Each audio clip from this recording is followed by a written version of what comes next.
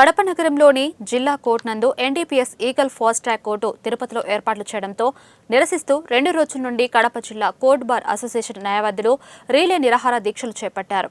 ఈ కార్యక్రమంలో bar secretary ట్రేసరీ Subbaramaiah, బాల సుబ్బయ్య, పలువురు న్యాయవాదులు పాల్గొన్నారు.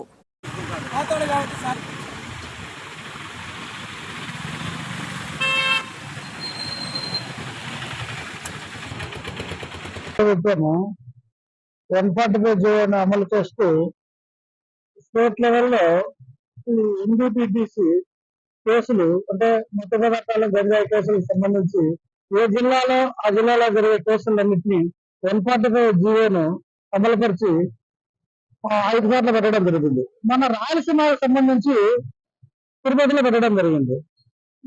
ఇవన్నీ కూడా ఈ జీవోను నిరసిస్తూ నిన్నటి నుంచి 2వ రోజు రిలే నిరాహార దీక్ష మన కడప బార్ అసోసియేషన్ తరఫున లాయర్లు చేస్తున్నాం. ముఖ్యంగా దీని వలన ప్రజలకు, కక్షిదారులకు నష్టం జరుగుతుందనే ఉద్దేశంతో మేము ఈ జీవోని వెంటనే రద్దు చేయాలని రాష్ట్ర ప్రభుత్వాన్ని కోరుతున్నాం.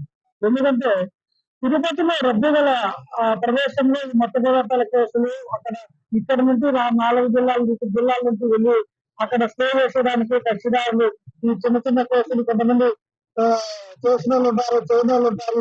ఆధ్వర్యంలో గత 2 రోజులుగా రిలే నిరాహార దీక్షలు చేస్తున్నాము.